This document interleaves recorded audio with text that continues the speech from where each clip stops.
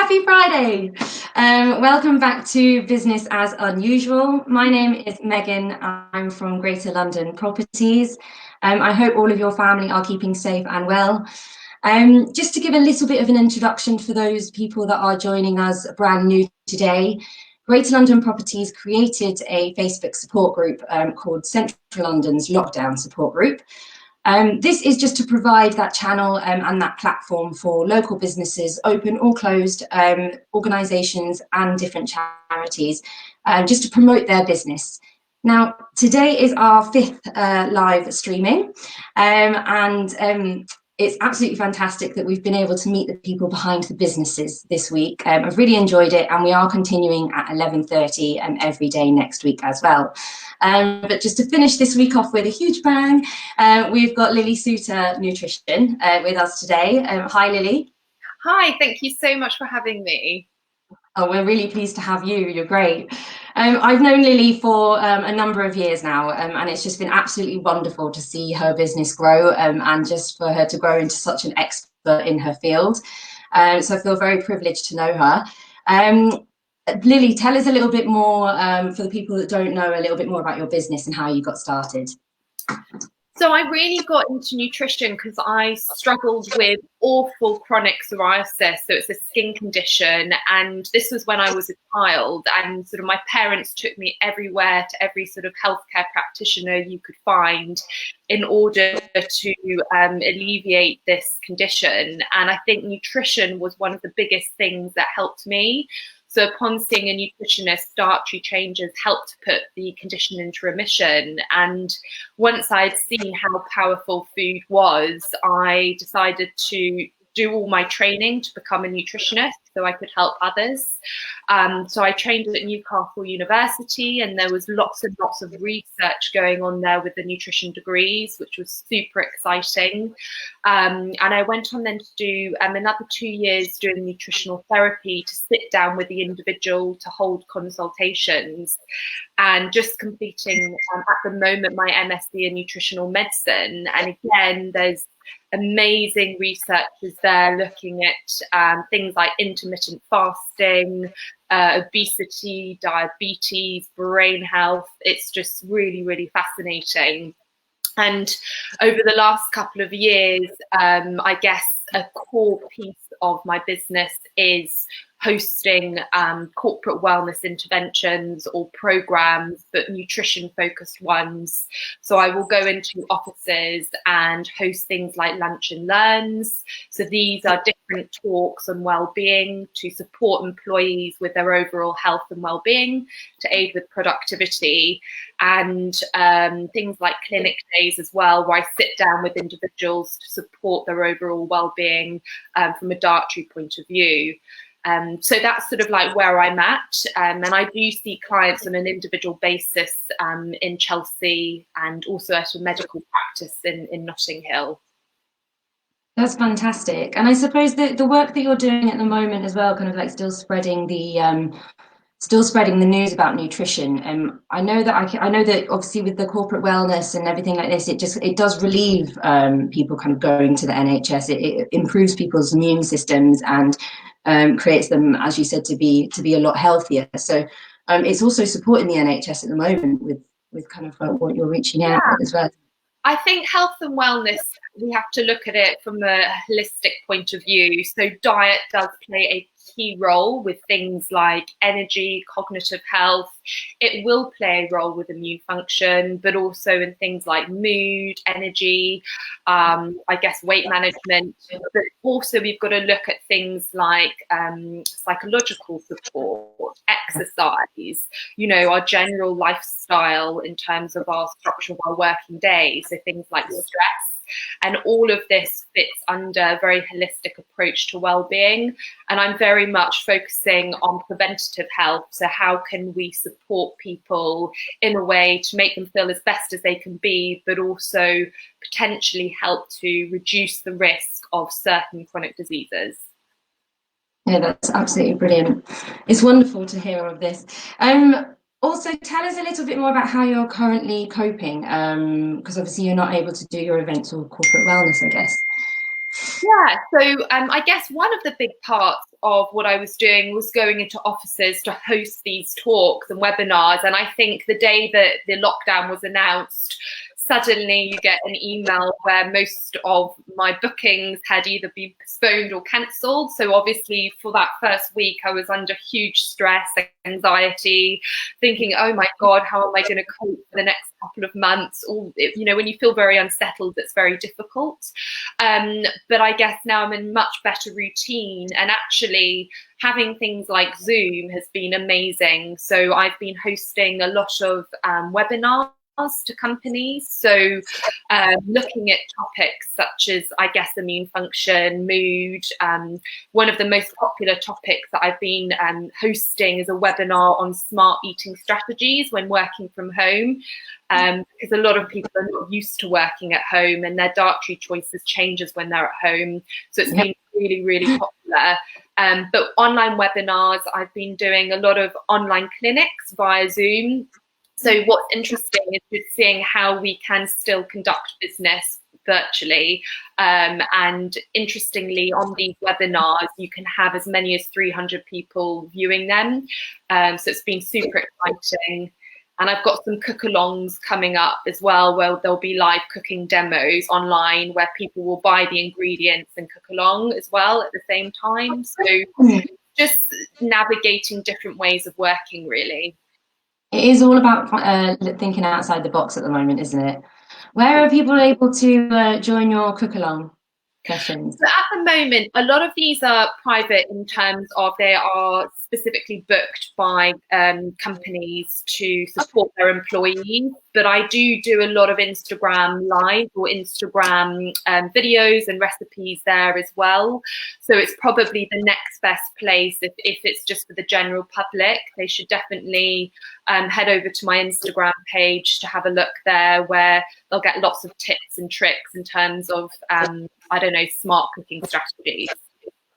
That's fantastic. And I don't know if you saw on Wednesday, but we also spoke to Hospitality for Heroes, and they basically encouraging kind of like a 1 minute Instagram video and then kind of nominating lots of chefs. So yeah, if I do one, I'm going to nominate you. I know I am. Now you have featured on many different TV shows, such as This Morning, ITV's Save Money, and also was it Dr. Ranj Singh's Lose Weight? Yes, Save Money, Lose Weight. Yes, amazing, and NBC, which is phenomenal. A really good track record. So really well done on that. And on all of these, you have been giving expert advice. I know that a lot of people tuned in today would absolutely love some advice. Just because obviously we are finding that we're at home like everybody else, and our fridge is in arm's length and frequently visited. So it's just it would be great to hear what advice you have for people to stay healthy during lockdown. I think you're completely right, because often people's home offices tend to be in close proximity to the kitchen cupboards, the fridge. Most of us don't have a separate sort of home office or desk space, so it can be very difficult. And I think structure and routine sometimes goes out the window. But I guess my biggest piece of advice is to have a little bit of structure and routine within your day. Eating your meals away from your desk and your laptops can massively help with, I guess, portion control. There's been lots of interesting research on attentive mindful eating, which is basically just being engaged when you're eating. And I guess research suggests that our consumption of fruit and veg completely drops when we are distracted and munching away near the laptops or TVs or phone, and our intake of sort of maybe more processed foods increases. There was another really interesting study where they had like a large group of people and they split them into two, and one group ate their lunch distracted playing computer games in front of their laptop, and 30 minutes later that group ate 50% more biscuits than their non-distracted counterparts. So I guess it's really basically taking a lunch break if you can, eat away from your desk, eat slowly. So it takes about 20 minutes for our brain to actually register that it's full. Chew thoroughly, so savor the flavors and enjoy your food. Put your knife and fork down between each mouthful if you can, just to slow things down. And we tend to basically better regulate our hunger and fullness cues, and it just reduces that unnecessary snacking. But preparation, I think, is going to be something which is important as well. So if you have the right foods to hand in your cupboard, you're probably going to make better food choices. And thank you so much for that. With obviously in the evenings and stuff, do you usually prepare that beforehand, just so that you? Because what I find as well is at the end of the day, I'm quite tired, and then I go into the kitchen and kind of try and think of something creative, but then end up going towards the processed foods. So is there any kind of tips on how to like stay prepared in that way, or freeze food? Yeah, so I honestly don't think healthy eating has to be complicated by any means. And I sometimes think simple 5-ingredient meals can suffice. But what I am a big fan of is batch cooking. So if you are ever cooking, I would always aim to make more than what I would usually require. And I would dish the rest of the portions in a Tupperware ready for lunch the next day, or for a healthy ready meal at a later date. The one thing I do find, and this is with my clients, but also personally, is that during the working week, when you are working from home, you know, we still don't necessarily have time to start cooking a whole new meal at lunch. So having something really quick and easy, which is already in your fridge, which you may have prepped the night before, can be super handy. And leftovers are really good as well. So making more than you need and having the leftovers, which reduces that cooking time. That's really handy, thank you. What would you say, just out of interest, because obviously I bet you've tasted lots of different healthy foods and created lots of really nice recipes. During lockdown at the moment, what recipe would you say is your favourite that you've kind of created or put things together at the moment?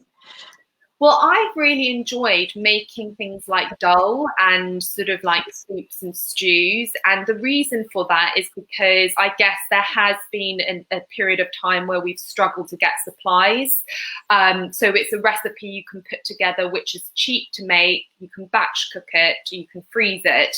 But also a lot of the ingredients are sort of store cupboard essentials. So you've got things like lentils, beans, chickpeas, those sorts of things can, you know, be a really great source of protein, but fiber. They're one of your 5 a day, and they've got a long shelf life and they taste good. But the other thing as well, which I would just mention, I have been using quite a lot of frozen foods as well. And often people think that they're not as nourishing as fresh, but they are.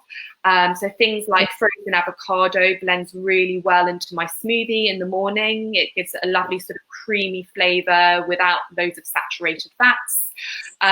You can defrost frozen avocado and mash it onto toast. So that's super simple to put together as well. And lots of frozen berries and veg can blend really well into smoothies. That's really interesting, because I have always thought about the nutritional value of frozen food. So I'm really glad that you've mentioned that. Thank you so much for joining us today here, Lily. It's been really, really great to speak to you. I hope people tune into your channel. And obviously, as Lily said, that if she's creating these webinars for companies, if you are a corporate company or just a business that want to improve your staff's corporate wellness, workplace wellness, get in touch, and then Lily might be able to create a webinar for you and your staff. And also, if you follow her on Instagram, I've also seen that she regularly posts different meals that she's having throughout the day. So she'll post her breakfast, she'll post her smoothies, and she will post her evening meals as well. So just to give you a little bit of inspiration, because if you're following Lily's meals, you can't go wrong. Lily, just I know that your website, so if people want to kind of get a lowdown on specific topics, Lily is often in the media. You also write for different kind of newspapers and magazines, don't you? Yes. Yeah. Which ones do you usually feature in? A whole range, really. So I've just submitted some comments for Women's Health, for the Express, for Daily Mail. Sorry, so a whole range of different national papers, but also some magazines, and it's usually on sort of the latest topics that are of interest. And I guess things like vitamin C was the one that I've just submitted recently, which is probably of interest to a lot of people. Perfect. You can check that out, guys. A lot of these news articles and blogs are on her website. I've been scrolling through them during this time as well. And it is lilysouternutrition.com. So we'll put that on this link afterwards, just so that you can all click through this. And also, so Lily, your Instagram is? Lily _Soutter_nutrition. Perfect. So get following, guys. We'll also share this video on YouTube and Instagram as well, just in case you want to watch it again. And like I said, we're going to be back next week at 11:30 every weekday. So if you are a local business and you haven't got in touch with us yet, get in touch if you want to talk with me. Thank you so much, Lily. I really appreciate it. Thanks for having me. See you soon. See you soon. Bye. Thank you for all your tips. Appreciate it. Have a great weekend, everyone. Bye.